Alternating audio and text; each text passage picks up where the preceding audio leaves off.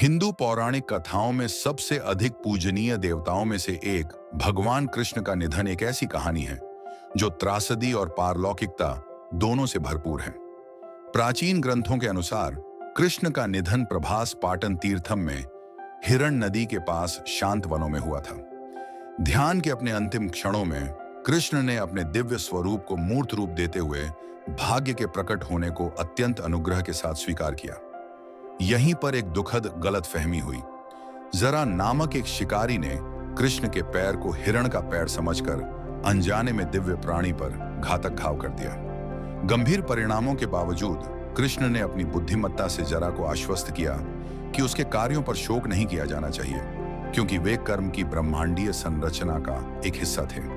अपनी अंतिम सांसों के साथ कृष्ण ने कालातीत ज्ञान प्रदान किया, अस्तित्व की चक्रीय प्रकृति और सभी प्राणियों की परस्पर संबद्धता को स्वीकार किया। जैसे ही कृष्ण नश्वर लोक से चले गए, द्वापर युग का अंत हो गया, जो हिंदू ब्रह्मांड विज्ञान में एक महत्वपूर्ण परिवर्तन कलयुग की शुरुआत को चिह्नित करता है। अपने साथियों के दुह के बीच वीर योद्धा और कृष्ण के प्रिय मित्र अर्जुन ने यह सुनिश्चित करते हुए कार्यभार संभाला कि कृष्ण के जाने के सम्मान में उचित अनुष्ठान किए जाएं। कृष्ण के जाने के बाद अर्जुन शोकाकुल समुदाय को प्रभास ले गए, जहां कृष्ण, उनके भाई बलराम और उनके साथियों का अंतिम संस्कार किया गया।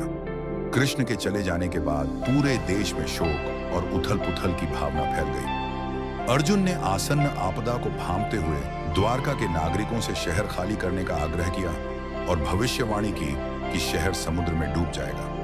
दृढ़ निश्चय के साथ अर्जुन ने रास्ते में आने वाली विभिन्न चुनौतियों से निपटते हुए बचे हुए लोगों को सुरक्षित स्थान पर पहुंचाया। कृष्ण की पत्नियां रुक्मिणी और सत्यभामा दोनों ने ही उनके निधन के बाद अपने अपने कष्ट झेले।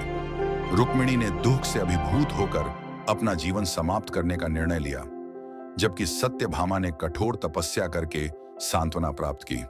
मृत्यु के बाद कृष्ण के शरीर का क्या हुआ, यह जानते हुए कि उनके अंत से द्वारका का भी अंत हो जाएगा, भगवान कृष्ण ने शेष यादव वंश की सुरक्षा का जिम्मा तीसरे वीर पांडव अर्जुन को सौंप दिया।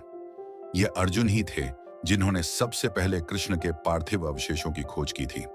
अर्जुन के मार्गदर्शन में पांडवों ने कृष्ण और उनके बड़े भाई बलराम का अंतिम संस्कार किया। हालांकि विभिन्न ग्रंथों में इस घटना की अलग अलग व्याख्याएं हैं, लेकिन कई ग्रंथों में कहा गया है कि हालांकि कृष्ण का शरीर राख में बदल गया, लेकिन उनका दिल जलता रहा। अर्जुन ने परंपरा का पालन करते हुए दोनों भाइयों की अस्थियों को कृष्ण के जलते हुए हृदय के साथ यमुना नदी के पवित्र जल में विसर्जित कर दिया। जब वे बचे हुए यादवों के साथ द्वारका से चले गए, तो समुद्र ने शहर को पुनः अपने कब्जे में ले लिया, जिससे द्वापर युग के अंत और कलयुग की शुरुआत का संकेत मिला। हालांकि कुछ ग्रंथों में कहा गया है कि कृष्ण की अस्थियां पवित्र स्थलों पर बिखरी हुई थीं, लेकिन इस दावे के लिए पर्याप्त सबूतों का अभाव है। हालांकि एक प्रमुख स्थानीय किंवदंती में बताया गया है कि द्वारका के जलमग्न होने पर भक्त कृष्ण के पिंड या हृदय को लेकर पूर्व दिशा की ओर यात्रा कर रहे थे। किंवदंती है कि ओडिशा के पुरी पहुंचने पर इन भक्तों ने जगन्नाथ, कृष्ण, बलभद्र, बलराम और सुभद्रा की मूर्तियां बनाई, जिन्हें अब प्रसिद्ध पुरी जगन्नाथ मंदिर के रूप में जाना जाता है। जगन्नाथ की पूजनीय मूर्ति के भीतर कृष्ण के पिंड का हृदय है, जिसे मंदिर की पवित्रता द्वारा सुरक्षित रखा गया है। इस पवित्र अवशेष को संरक्षित करने के लिए मूर्तियों को हर 12 साल में नवकलेवर नामक समारोह में बदल दिया जाता है, जिससे भगवान कृष्ण की दिव्य उपस्थिति के लिए निरंतर श्रद्धा सुनिश्चित होती है।